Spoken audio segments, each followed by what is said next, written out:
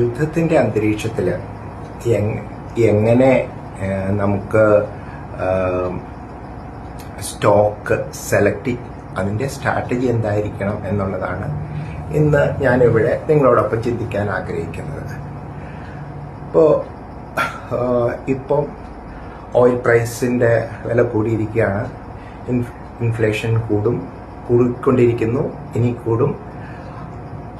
അപ്പോൾ നമ്മുടെ ഗ്രോത്ത് കുറയും.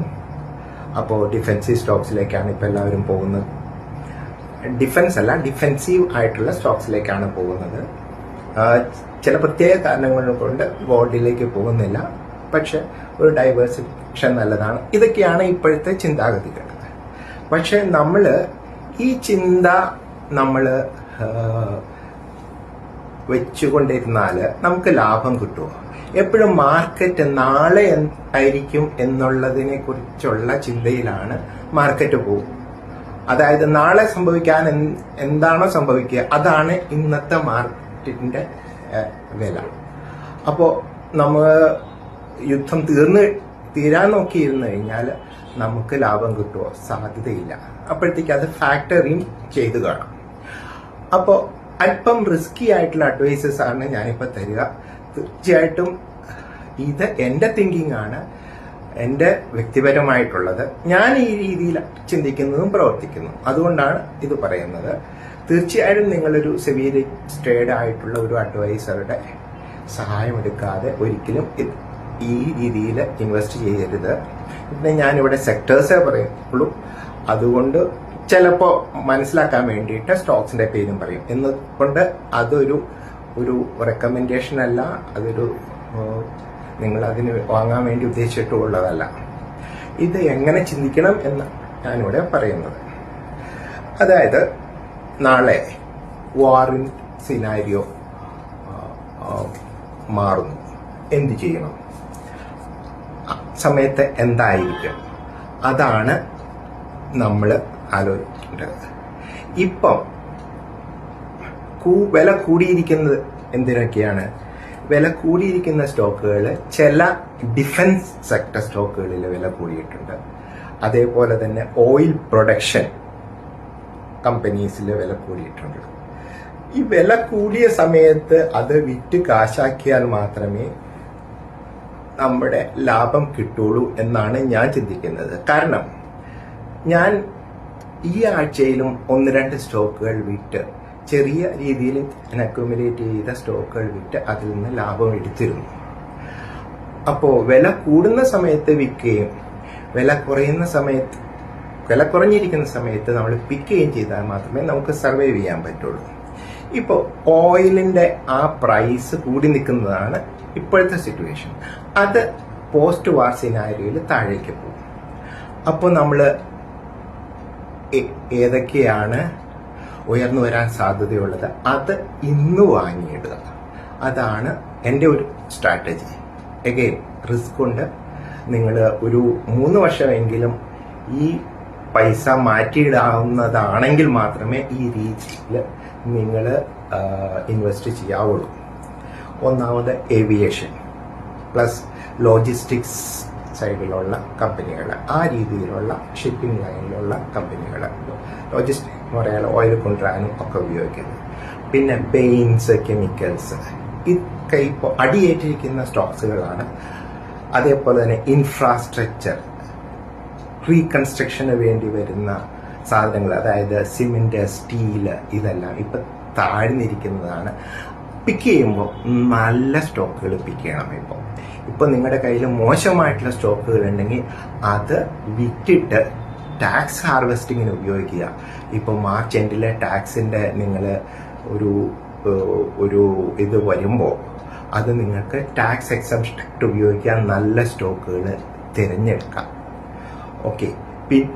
പിന്നെ വരുന്ന IT സെക്ടർ ഇനി ചൂസ് ചെയ്യുമ്പോൾ അത് AI ആയിട്ട് കോ എക്സിസ്റ്റ് ചെയ്യുന്നതാണോ എന്ന് നോക്കണം. അല്ലാത്തവയ്ക്ക് ഇനി വലിയ ലാഭമില്ല എന്നുള്ള ഒരു ചിന്താഗതിയിലേക്കാണ് ഇപ്പോൾ ലോകം പോകുന്നത്. ഇപ്പോൾ വിൽക്കാവുന്ന സ്റ്റോക്കുകൾ എന്ന് പറയുന്നത് അത് ആരും എൻ്റെ വ്യക്തിപരമായിട്ടുള്ള അഭിപ്രായങ്ങൾ എടുക്കണം എന്ന് പറഞ്ഞാൽ ചില ഡിഫൻസ് സെക്ടർ ഇപ്പോൾ കൂടിയാണ് നിൽക്കുന്നത്. പക്ഷെ ചില ഡിഫൻസ് സെക്ടർ സ്റ്റോക്സ് ഇപ്പൊ താഴ്ന്നാണ് ഇരിക്കുന്നത്. ആ കൂടിയ സ്റ്റോക്കുകളാണ് ഞാൻ വിൽക്കുന്നത്. ഇത് എൻ്റെ ഒരു രീതിയാണ്. ഞാനിത് ആർക്കും അഡ്വൈസ് ചെയ്യുന്നില്ല. എൻ്റെ ഓവർ എനിക്കും തെറ്റുപറ്റാം.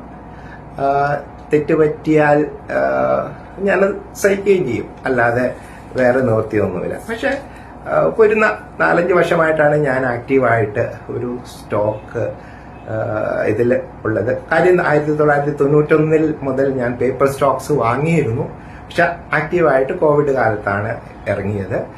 ആകെ 500 സ്റ്റോക്കുകളും ഞാൻ വാങ്ങി വിറ്റതിൽ ഒരെണ്ണം മാത്രമേ നഷ്ടത്തിൽ വിറ്റുള്ളൂ. അതൊരു നല്ല കാര്യമൊന്നുമല്ല. പക്ഷെ കുറച്ച് സ്ട്രാറ്റജിക് ആയിട്ട്, കുറച്ച് റിസ്കി ആയിട്ട്, പക്ഷെ അത് കാൽക്കുലേറ്റഡ് റിസ്ക് ആയിട്ട് എടുത്താൽ മാത്രമേ അങ്ങനെ സ്റ്റോക്ക് ലോകത്ത് നമുക്ക് വിജയിക്കാൻ പറ്റുള്ളൂ എന്നൊരു ചിന്താഗതിയിലാണ് ഞാനങ്ങനെ മുമ്പോട്ട് പോകുന്നത്. നാളെ എനിക്ക് നഷ്ടം പറ്റാം. പിന്നെ ഇത് ഞാൻ പറയുന്നത് ഇപ്പോൾ ചെയ്യേണ്ട കാര്യങ്ങൾ. ഇനി അതിനുശേഷം ഒരു സെക്ടർ റൊട്ടേഷൻ ഉണ്ടാവും. ആ സെക്ടർ റൊട്ടേഷൻ വരുമ്പോൾ, അതായത് വാർ സെറ്റിൻ ചെയ്തു എന്ന ന്യൂസ് വരുമ്പോഴത്തേക്കും ഈ കാര്യങ്ങളൊക്കെ സംഭവിക്കും. അതിനുശേഷം വരുന്നത് ആ സമയത്താണ് ചെയ്യേണ്ടത്. അതായത് വാർ സെറ്റിൽ ചെയ്തതിന് ശേഷം. ആ സമയത്തേക്ക് ഞാൻ നോക്കുന്നത്, അതിപ്പോഴും ഞാൻ സെർച്ചിലാണ്. ആ സെക്ടേഴ്സ് പറയും, അതിന്റെ കൂടെ ഞാൻ മനസ്സിലാക്കാൻ വേണ്ടിയിട്ട് ചില സ്റ്റോക്സും പറയും. പക്ഷെ അത് ഞാനും പഠിച്ചിട്ടില്ല. നിങ്ങൾ ആ രീതി ചിന്തിക്കുകയാണെങ്കിൽ നിങ്ങളും പഠിച്ചതിന് ശേഷമേ ഇത് വാങ്ങാവുള്ളൂ. അതായത് renewable energy, power transmission plus storage. അതായത് ഇപ്പോഴത്തെ പവർ ഇക്വേഷൻ മാറിയിട്ടുണ്ട്. ഓയിൽ ഡിപ്പെൻഡൻസി കൊള്ളുകയില്ലെന്നും അത് അഥവാ ഉണ്ടെങ്കിൽ തന്നെ അത് ലോക്കൽ ആയിരിക്കണം എന്നുള്ളൊരു ചിന്താഗതി വരുന്നുണ്ട്. ഇതിനകത്ത് ഇപ്പോൾ ഞാൻ സ്റ്റഡി ചെയ്യാൻ ഉദ്ദേശിക്കുന്നത് ടാറ്റ പവർ, അദാനി ഗ്രീൻ, സുസ്ലോൺ അതൊക്കെയാണ്. ഇത് ഒരിക്കലും ഞാൻ ഓടിച്ചെന്ന് വാങ്ങാൻ ഞാൻ പറയില്ല. പിന്നെ ഒന്നുള്ളത് ഇലക്ട്രോണിക് പ്ലസ് സെമി കണ്ടക്ടർ. ഇതിനകത്ത് ഡിക്സൺ ടെക്നോളജിയും വേദാന്തയ്ക്ക് ചിപ്പ് ഫാബ് വരുന്നു എന്നൊരു ന്യൂസ് ഞാൻ കേട്ടിരുന്നു. അതിനെക്കുറിച്ച് സ്റ്റഡി ചെയ്യണം. പിന്നെ സ്പെഷ്യാലിറ്റി കെമിക്കൽസ്, ഇതെല്ലാം ഇതിനാവശ്യമുള്ളതാണ്. പിന്നെ ഡിജിറ്റൽ ഫിനാൻസ്, അത് ആണ് ഒരു സാധാരണ ബാങ്കിനേക്കാളും കൂടുതലായിട്ട് വരിക. പിന്നെ AI ഡ്രിവൺ കമ്പനീസ്, IT നിന്നാണ് AI ഡ്രിവൺ കമ്പനീസ് വരുന്നത്. ടാറ്റ എലക്സി ഞാനിപ്പോഴേ സ്റ്റോക്ക് ചെയ്ത് തുടങ്ങിയിട്ടുണ്ട്. അത് തന്നെയല്ല, അത് തന്നെ വരണമെന്നില്ല. പക്ഷെ അതിനേക്കാളും ബെറ്ററായിട്ട് AI കമ്പനീസ് എൻ്റെ റഡാറിൽ പ്രത്യക്ഷപ്പെട്ടിട്ടില്ല എന്നുള്ളതേ ഉള്ളൂ. നല്ലത് കണ്ടാൽ ഞാനും അത് പതിയെ സ്റ്റോക്ക് ചെയ്യാൻ തുടങ്ങും. ചെറിയ ക്വാണ്ടിറ്റി ഞാൻ വാങ്ങുള്ളൂ. അത് പിന്നെ മാർക്കറ്റ് ഡ്രിവൺ അനുസരിച്ചിട്ട് വിൽക്കുകയോ വാങ്ങുകയോ സ്റ്റോക്ക് കൂട്ടുകയോ കുറയ്ക്കുകയോ ഒക്കെ ചെയ്യും.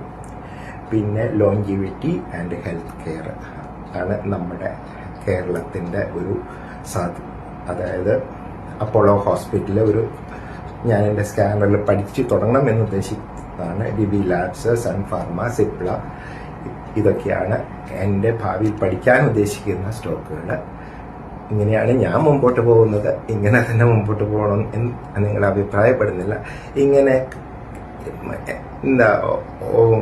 ആളുകൾ ഓടുന്നതനുസരിച്ചിട്ട് ഓടുക എന്നുള്ളതല്ല, അതിൽ നിന്ന് മാറി ഓടുക എന്നുള്ളതല്ല, അവരെക്കാൾ ഇത്തിരി മുമ്പിൽ നമുക്ക് ചിന്തിക്കാൻ പറ്റുമോ എന്നുള്ളതാണ് ഞാനെപ്പോഴും ആലോചിക്കാറാണ്. അത് തന്നെയാണ് എനിക്ക് ലാഭം തന്നിട്ടുള്ളത്. ഞാൻ 1991 ആദ്യമായിട്ട് പേപ്പർ സ്റ്റോക്സ് വാങ്ങിയിരുന്നു. പക്ഷെ ആ സമയത്ത് നമ്മുടേതായിട്ടുള്ള ഒരു പഠനമോ ഒരു ഡിസിഷനോ ഒന്നും പറ്റിയില്ല.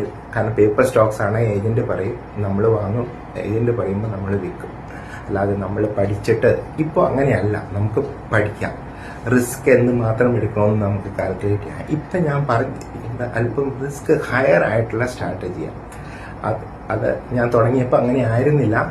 ഇപ്പോൾ കുറച്ച് കോൺഫിഡൻസ് ആയതുകൊണ്ടാണ് ഞാനിപ്പോൾ അങ്ങനെ ചിന്തിച്ചു തുടങ്ങിയിരിക്കുന്നത്. നേരത്തെ ഞാൻ ഓൺലി എന്താ പറയുക, നിഫ്റ്റി 50യോ അല്ലെങ്കിൽ പ്രീമിയം സ്റ്റോക്സോ മാത്രമേ ടച്ച് ചെയ്തിരുന്നുള്ളൂ. ഇപ്പോൾ കുറച്ചുകൂടി പഠിക്കാൻ തുടങ്ങിയിരിക്കുന്നു എന്നുള്ളതേ ഉള്ളൂ. പക്ഷേ ഞാൻ ഇപ്പോഴും ഒരു ശിശുവാണ് ഈ ലോകത്ത്. ഇതുവരെ ലാഭമേ ഉണ്ടായിട്ടുള്ളൂ എന്നുള്ളത് നാളെ അങ്ങനെ വാങ്ങിക്കണം എന്ന ഒരു നിർബന്ധവുമില്ല. ഇഷ്ടപ്പെട്ടെങ്കിൽ ലൈക്ക് ചെയ്യുക, ഷെയർ ചെയ്യുക, സബ്സ്ക്രൈബ് ചെയ്യുക,